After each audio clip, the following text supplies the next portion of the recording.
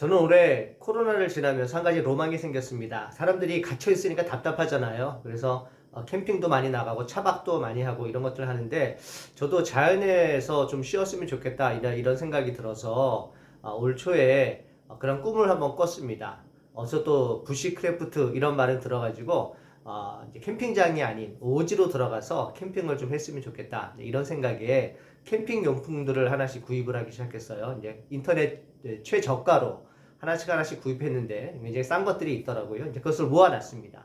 올 여름에는 꼭 캠핑을 가리라, 사람들 없는 곳에서 한번 쉬어버리라 이런 계획을 가졌는데 결국 실패했습니다. 여름 휴가 때 우리가 재개발로 또 이사 준비도 해야 되고 해서 바빠가지고 못 갔어요.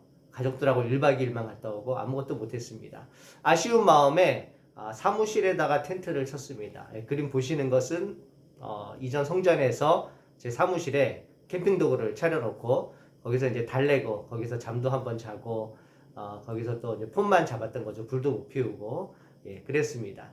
참 좋았어요. 계획을 가지고 있다는 자체가 참 좋았고 언젠가는 그 계획을 이제 이룰 꿈이 있으니까 또 좋았습니다.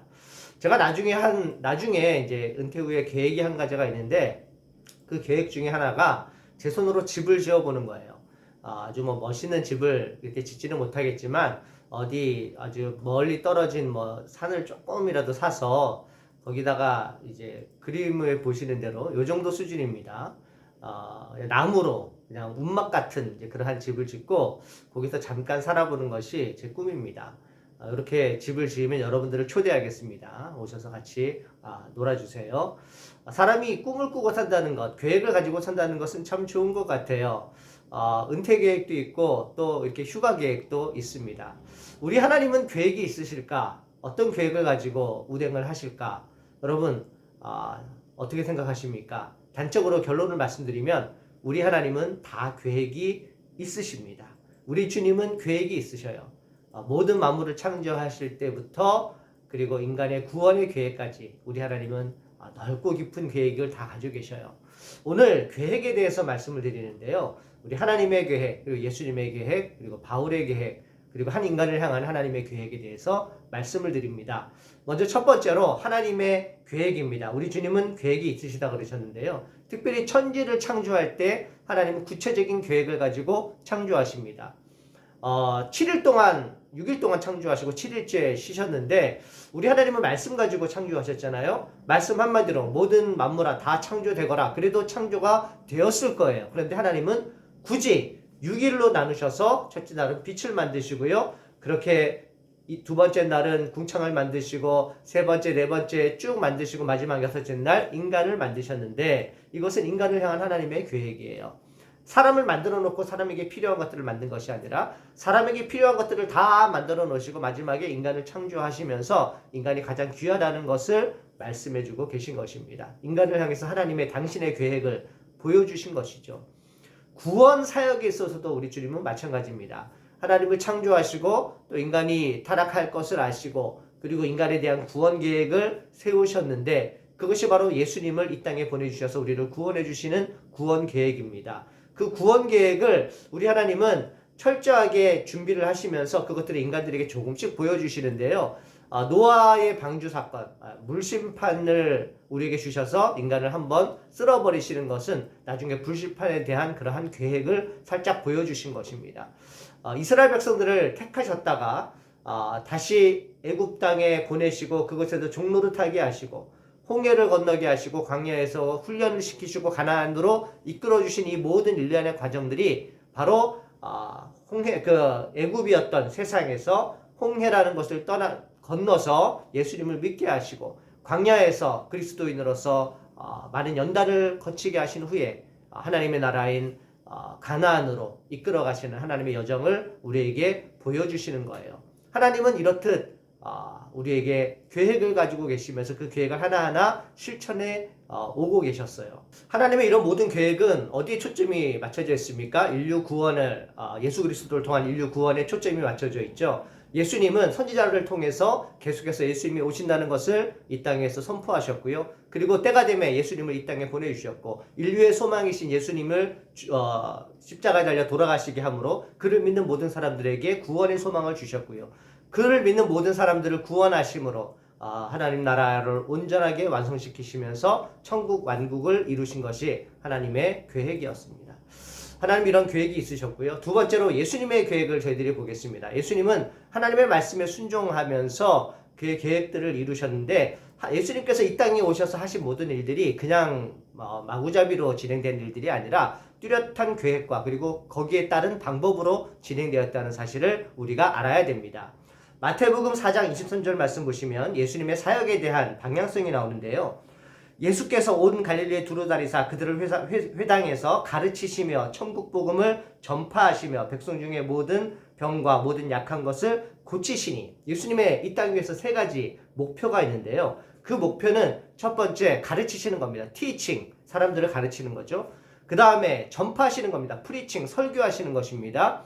그리고 세 번째 healing, 회복시키는 것입니다. 치유하시는 것입니다. 이런 또렷한 세 가지 목표를 가지시고 우리 예수님은 이 땅 위에서 사역을 하셨어요. 아무 목적 없이 그냥 오셔서 사역하신 것이 아니라 어떤 구체적인 목적을 가지고 목표를 가지고 사역을 하셨다는 그러한 뜻입니다.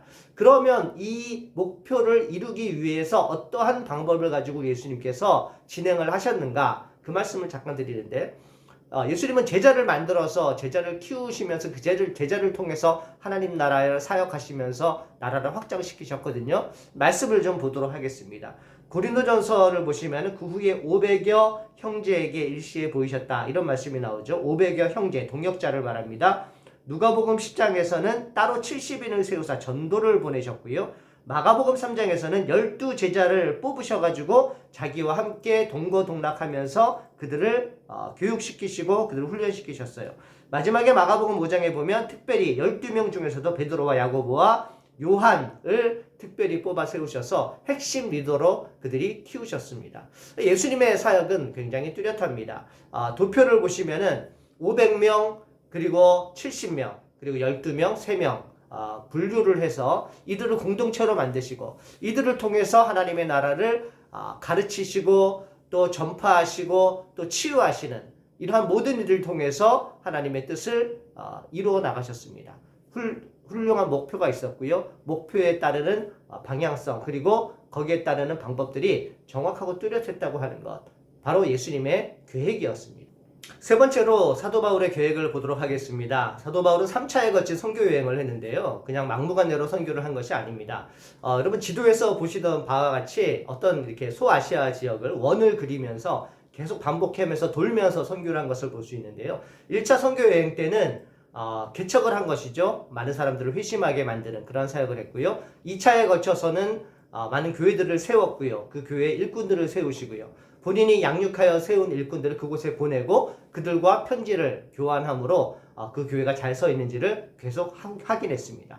갔던 곳을 다시 돌아오면서 또 교회를 든든하게 세우는 그러한 일도 했어요. 사도 바울이 다닌 소아시아의 교회들은 그 당시 거점 도시들에 있습니다. 참 큰 도시들, 그 다음에 중요한 도시들을 다녔었는데요. 그 도시들에는 그 흩어진 유대교인들, 디아스포라가 세운 회당들이 있었어요. 사도 바울은 그 회당들을 통해서 유대인들을 먼저 가르쳤고요. 유대인들을 통해서 이방인들을 또한 회심시키는 그러한 사역들을 했습니다. 막무가내로 사역한 것이 아니죠. 거점인 회당을 이용했고 유대인들을 또한 이용했고 또 다니는 루트들을 잘 개발함으로 참 효율적인 선교를 했습니다. 이것이 바울의 계획이었죠. 물론 하나님의 뜻에 의해서 가는 곳이 막히고 아시아로 가고자 하되 하나님께서 성령님께서 막으셔서 마게도냐로 가는 그러한 특별한 예외가 있었지만 그러한 예외들을 제외하고서는 바울이 선교 계획을 참 잘 세웠다, 이렇게 말씀드릴 수가 있어요. 또 바울은 자비랑 선교를 잘 했는데요. 그 중에 단적인 예가 그 장막을 기우는 텐트를 만드는 일을 해서 텐트 메이커가 되지 않았습니까? AD 51년도에 이스트미아라는 고린도에 가까운 그러한 지역에서 고대 올림픽이 열렸습니다. 올림픽이 열리면 많은 사람들이 모여서 그곳에서 숙박을 하면서 지내야 되는데 그 당시에는 이제 뭐 숙박 시설이 없었으니까 그 이전에 많은 장막을 만드는 텐트 메이커들이 모여서 텐트를 치는 일들을 했어요. 사도 바울이 그 정보를 알고 그곳에 가서 만난 사람들이 바로 브리스길라 그리고 아굴라였고요. 이들을 통해서 장막 깁는 일을 배웠고 거기서 장막을 기워서 많은 사람들에게 공급함으로 선교비를 벌 수 있었다고 하는 것, 사도 바울의 회하님의 지혜가 아닐 수 없습니다. 사도 바울은 이러한 계획을 가졌어요. 고린도전서를 보면은 이러한 내용들이 많이 나오는데, 뭐 운동장에서 경기하는 것, 경기하는 자가 법대로 경기하라, 또 승리의 간을 너희들이 쓸 것이다. 이것이 다 그 당시에 고대 올림픽에서 나온 그러한 영향인 것으로 보여집니다. 한 사람을 향한 하나님의 계획, 네 번째입니다. 하나님이 계획이 있으시고 예수님도 계획이 있으시고 바울도 계획이 있는데, 우리 하나님은 온 우주를 향한 계획도 있으시지만 한 사람을 향한 계획도 있어요.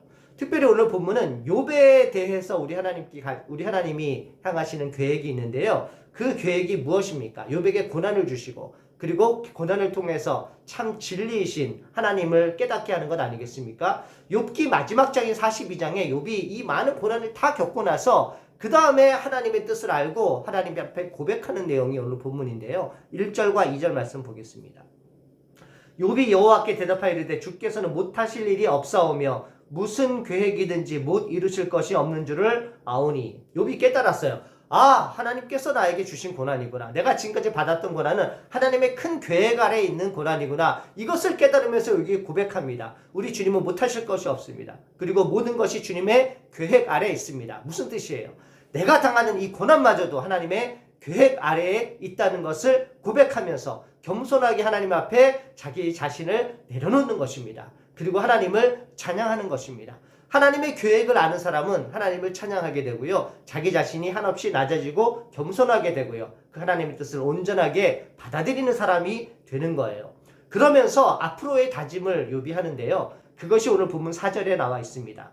내가 말하겠사오니 주는 들으시고 내가 주께 묻겠사오니 주여 내게 알게 하옵소서. 주님, 제가 이제까지는 주님의 뜻을 온전하게 알지 못했지만 제가 이제부터는 주님의 뜻을 알기를 원합니다. 주님께 물으며 가겠습니다. 주님의 계획을 저에게 알려주십시오. 제가 순종하겠습니다. 바로 이러한 말씀이거든요. 하나님은 계획이 있으시고요. 하나님은 그 계획을 반드시 이루실 분이고, 나를 향한 계획이 있으시니 저에게 알려주시면 제가 그 계획에 순종하겠습니다. 라는 욥의 고백입니다. 여기까지 우리 주님의 계획과 한 사람을 향한 계획을 잠시 살펴봤습니다.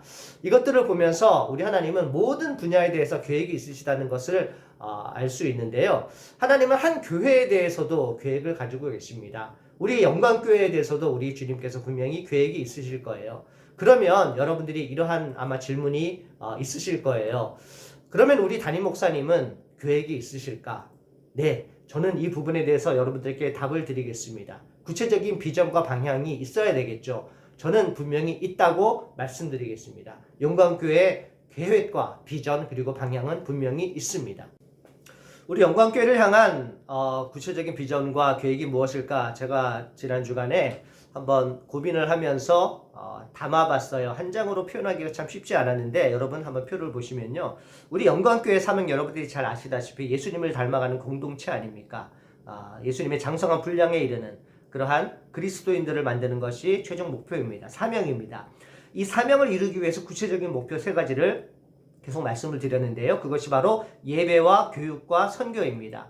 이 예배와 교육과 선교를 이루기 위해서 사람들이 필요한데요. 예배하는 공동체, 그리고 가르치는 공동체, 나아가서 전파하는 공동체를 만들어서 예수님을 닮아가고 그리고 예수님을 닮게 만드는 일을 하는 거예요. 이것을 위해서 준비 작업으로 공동체를 만들 건데요. 이름하여 진실한 공동체를 만들 것입니다. 이 진실한 공동체는 교인들이 들어와서 만드는 거예요. 이 공동체를 만들기 위한 사전 작업이 바로 제자 훈련과 양육을 통해서 이루어지는 것입니다. 그러므로 여러분, 교인들이 제자 훈련과 양육을 통해서 진실한 공동체를 만들어지면요, 이 진실한 공동체를 통해서 사람이 길러지고요, 그리고 예배하는 공동체, 교육하는 공동체, 선교하는 공동체가 만들어질 것이고, 이 공동체들을 통해서 예배와 교육, 선교가 이루어지고, 이것들을 통해서 우리 모두가 예수님을 닮아가는 공동체가 되는 것입니다. 한 장 안에 담기가 참 쉽지 않았는데 대략적인 그러한 큰 밑그림을 여러분들께 보여드린 것이고요. 이것은 많은 시간이 필요한 것이고 많은 사람의 도움이 필요한 것입니다. 하나님께서 저에게 주신 이 비전과 꿈을 반드시 이루어 갈 것입니다. 오늘부터 안수 집사님들의 제자훈련과 양육이 시작됩니다. 이것은 내년부터 시작될 1:1 제자 양육, 또 소그룹 제자 양육의 오리엔테이션이 될 거예요. 여러분들 다 양육 받으시고 제자 훈련 받으시고 주님의 동력자들이 되기를 소망합니다. 주님과 함께 동력하시고요. 하나님 나라를 이 땅 위에 온전하게 펼쳐나가시는 귀하고 복된 여러분들이 되시기를 바랍니다. 제자훈련 프로그램들이 시작될 때마다 여러분 적극적으로 참여해 주십시오. 자발적으로 참여해 주십시오. 기쁨으로 참여해 주십시오. 교회가 새롭게 되고 또 여러분들의 삶이 새롭게 되므로 참 예수님을 닮아가는 많은 사람들이 이 교회를 통해서 배출되고요. 또 아름다운 공동체가 만들어지기를 주님의 이름으로 축복합니다. 우리 영공교회 모든 제자훈련 양육을 받는 성도들의 한 사람 한 사람 위에 주님의 은혜와 성령이 함께 하시기를 주님의 이름으로 축복합니다. 기도하겠습니다. 하나님 아버지, 주님께서 계획을 가지시고 이 땅을 창조하시고 다스리신 것처럼 저희도 계획을 가지고 하나님의 나라를 확정하려고 합니다. 이 일 이외에 주님께서 축복하여 주셔서 이 일을 감당케 하여 주시고 많은 성도들이 이 일에 동참함으로 참 그리스도의 동력자, 주님의 동력자가 될 수 있도록 은혜 더하여 주시옵소서. 우리 교회를 향한 주님의 인자하심과 주님의 사랑하심 그리고 주님의 도우심을 믿고 감사를 드리오니 하나님 우리 교회와 함께하여 주시옵소서. 예수님의 이름으로 기도합니다. 아멘.